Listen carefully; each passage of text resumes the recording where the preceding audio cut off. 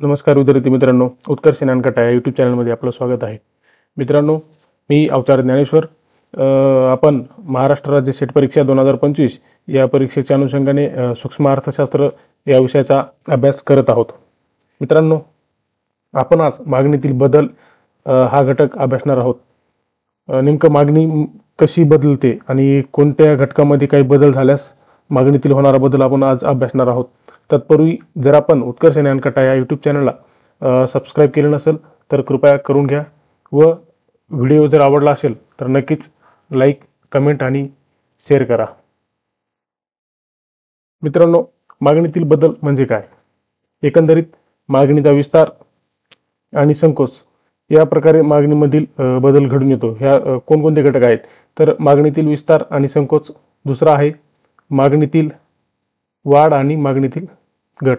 तर मग कशा प्रकारे बदल घडून येतो आपण हे आज जाणून घेऊया.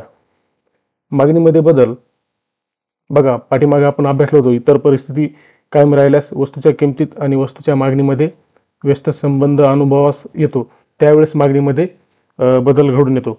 परंतु केवळ इतर परिस्थितीच कायम असते आणि किमतीमध्ये जर बदल नाही झाला तरच मागणीमध्ये बदल घडून येतो का? तर नाही. यामध्ये आणखीन दुसरे पण घटक आहेत, ते आपण आज जाणून घेणार आहोत. त्यामध्ये मागणीच्या नियमामध्ये कायम गृहीत धरलेली जी इतर परिस्थिती असते, म्हणजेच मागणीवर परिणाम करणारे इतर किमतीतर घटक, ते कोणते आहेत? जसं उपभोक्त्याचे उत्पन्न असेल, पर्याय वस्तूची आणि पूरक वस्तू यांच्यामधील उपलब्ध असेल, ह्या गोष्टी मागणीतील बदलाला कारणीभूत ठरतात. तर त्या कशा प्रकारे आहेत हे आपण जाणून घेऊया. उदाहरण, उपभोक्त्याचे उत्पन्न वाढल्यास वस्तूची मागणी वाढते, तर उपभोक्त्याचे उत्पन्न कमी झाल्यास मागणी कमी होते.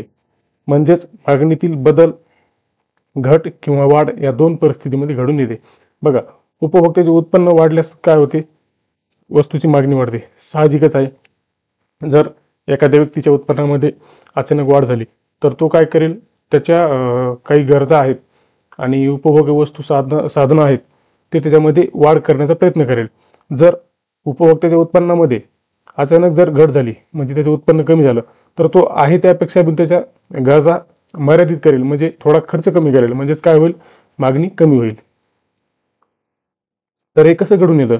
एक आकृतीच्या सहाय्याने पण स्पष्ट करता येईल. यामध्ये मुख्य बाब म्हणजे इतर परिस्थिती कायम असताना वस्तूची किंमत बदलल्यास मागणीमध्ये बदल घडून येतो. तर तो कसा घडून येतो बघा. वस्तू आणि दुसरा, वस्तूची किंमत स्थिर असताना इतर परिस्थिती किंवा किमतेतर घटकापैकी एखाद्या घटकामध्ये बदल झाल्यास तेव्हा देखील मागणीतील बदल घडून येतो. तर मग वस्तूच्या मागणीत होणारे बदल दोन प्रकारचे असतात. कोणकोणते आपण पाहिलं? मागणीचा विस्तार आणि संकोच. सॉरी, मागणीचा विस्तार आणि संकोच या प्रकारे मागणीमध्ये बदल होतो. तर विस्तार म्हणजे काय मागणीचा, आणि मागणीचा संकोच म्हणजे काय? तर बघा, इतर परिस्थिती कायम असताना वस्तूच्या मागणीवर परिणाम करणारे घटक स्थिर असतात.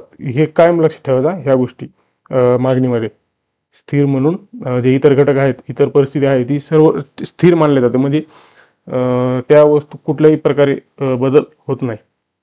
तर मग वस्तूची किंमत कमी झाल्यास वस्तूच्या मागणीमध्ये वाढ होते. हे तर सरळ सरळ आपला नियम आता पाठच झालेला आहे. आणि या मागणीच्या वाढीला मागणीचा विस्तार म्हणतात. या उलट वस्तूच्या किंमत वाढल्यास मागणी कमी होते, यालाच काय म्हटलं जातं? संकोच म्हटलं जातं मागणीचा. तर मग हे आकृती सहाय्याने आपण स्पष्ट करूया. कसं होतं बघा. मागणीचा विस्तार आणि संकोच स्पष्ट करणारी आकृती आहे. यामध्ये अक्ष अक्षावर मागणीची नगसंख्या आहे, म्हणजे मागणीचे वस्तूला असलेली मागणी दर्शवते. आणि या अक्षावर वस्तूची किंमत आहे.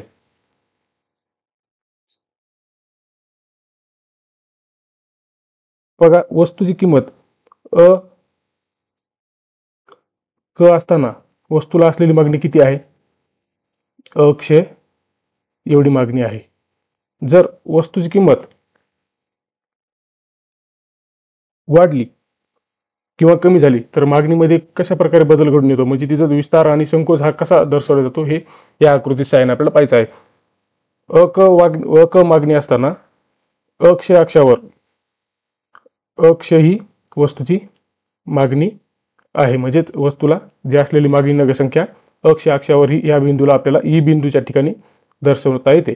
जर वस्तूची किंमत कमी झाली, वस्तूची किंमत किती झाली, क वरून क1 झाली, तर त्यावेळेला वस्तूची मागणी किती होईल, वाढेल. म्हणजेच काय होईल, ते अक्ष पासून अक्ष 1 या बिंदूवर वस्तूची मागणी वाढलेली दिसेल. तर मग यालाच काय म्हणता येईल, मागणीचा विस्तार. बरोबर. मागणीचा जो काही हा वक्र आहे तो कुठल्या बाजूला सरकतोय, वरच्या बाजूला सरकतोय इथे, म्हणजे त्याला काय म्हणता येईल, मागणीचा विस्तार. तसेच मागणी जर वस्तूची किंमत क पासून वस्तूची किंमत जर क2 झाली, समजा वाढली, तर काय होईल, वस्तूची मागणी तसेच कमी होईल. अर्थातच वस्तूची किंमत जर वाढली तर आपण काय करतो, खरेदी कमी करतो.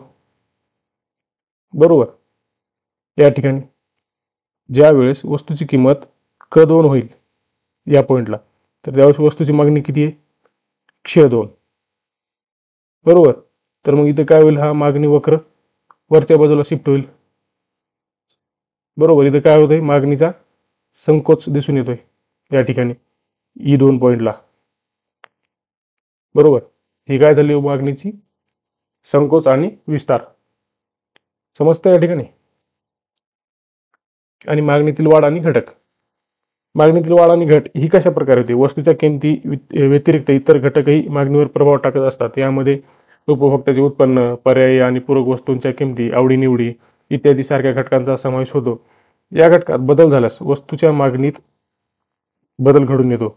हाच बदल मागणीतील वाढ म्हणजे इन्क्रीज किंवा घट म्हणजे डिक्रीज म्हणून ओळखला जातो. तर हा कशा प्रकारे होतो, आपण आकृतीच्या सहाय्याने हे पण पाहणार आहोत. यामध्ये काही घटक आहेत ते स्थिर मानले जातात. त्या कोणत्या आहेत बघा. किंमत स्थिर असताना घटकामध्ये इतर घटकामध्ये बदल झाल्यास होणारे हे बदल आहेत.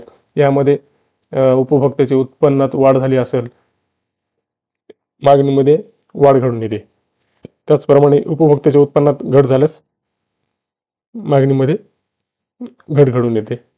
तसेच मागणीतील वाढ ही संपूर्णपणे मागणी वक्र वरच्या बाजूला सरकता असतो. आपण पाहिलं मागच्या आकृतीमध्ये, जसं मागणीत वाढ होईल तसा तसा जो मागणी वक्र आहे वरच्या बाजूला शिफ्ट झालेला आपण दिसतो. मागणीतील घट ही संपूर्ण मागणी वक्र खालील बाजूस सरकतो. जो मागणीचा संकोच आहे या ठिकाणी आपण पाहिलेला आहे, हा खालच्या बाजूला सरकता दिसतोय. बरोबर. तर मग मागणीतील वाढ आणि घट स्पष्ट करणारी आकृती आहे. या आकृती सहाय्याने आपण पाहूया कशा प्रकारे वाढ आणि घट दिसून येते. बघा, अक्ष अक्षावर वस्तूची मागणी आहे, ए या अक्षावर वस्तूची किंमत आहे. जर आता हे कधी घडून येते, उपभोक्त्याच्या उत्पन्नामध्ये झालेल्या बदलावर. जर समजा बघा, क ही किंमत असताना वस्तूला मागणी किती आहे, अक्ष 1 ही मूळ मागणी आहे. जर या ठिकाणी उपभोक्त्याचे उत्पन्न वाढले म्हणजेच मागणी पण वाढेल. तर ह्या ठिकाणी काय दिसते, वाढ दिसते मागणीमध्ये. फक्त इथं मग किमतीमध्ये कुठल्याही प्रकारचा बदल होत नाही, ही गोष्ट लक्षात ठेवा. फक्त हे कधी घडून येते, उपभोक्त्याचे उत्पन्न वाढले किंवा घटले त्यावेळीच मागणीत होणारे बदल या आकृतीच्या सहाय्याने आपल्याला स्पष्ट करायचे आहेत. तर हा M1 हा काय आहे, मागणी वक्र. हा कधी आहे, ज्यावेळेस किंमत क1 आहे आणि उपभोक्त्याचे उत्पन्न स्थिर आहे. जर अचानक उत्पन्नामध्ये वाढ झाली तर इथं काय दिसून येते, आपल्याला मागणीमध्ये पण झालेली वाढ दिसून येते. बरोबर. तर हा मागणी वक्र वरच्या बाजूला शिफ्ट झालेला दिसतोय E2 या पॉइंटला. हा वक्र M2 बरोबर ह्या इथे शिफ्ट झालेला दिसतोय. तर मग मागणी किती झालेली आहे, अक्ष 2. बरोबर. ही झाली मागणीतील वाढ. तर मग मागणीतील घट, ज्यावेळेस उपभोक्त्याचे उत्पन्न कमी होईल, समजा आहे त्या पातळीपासून कमी होईल, ह्या इथं एक या पॉईंटवर उपभोक्ता होता, ज्यावेळेस मागणी वक्र हा M1 आहे. जर अचानक उपभोक्त्याचे उत्पन्न कमी झाले तर मग तो खर्चामध्ये कमी करेल. त्याच्या जे काही मर्यादित खर्च आहेत त्याच्यापेक्षाही तो थोडा सांभाळून राहील किंवा मग अनावश्यक खर्च कमी करेल. त्यावेळेस मागणी काय होईल, म 3 या पॉईंटला मागणी वक्र शिफ्ट होईल. म्हणजेच हे जे काय आहे मागणीतील घट झाली, बरोबर. तर E3 या पॉईंटला मागणी वक्र शिफ्ट होतो. अशा प्रकारे मागणीतील वाढ आणि मागणीतील घट हे उपभोक्त्याचे उत्पन्न वाढल्यास किंवा घटल्यास कशा प्रकारे मागणी वक्र हा शिफ्ट होतो हे आपण या आकृतीच्या सहाय्याने स्पष्ट केलेले आहे. तसेच मागणीतील संकोच आणि मागणीतील विस्तार हे देखील आपण पाहिलेलं आहे. तर मित्रांनो, व्हिडिओ आवडला असेल तर लाईक करा, शेअर करा. धन्यवाद.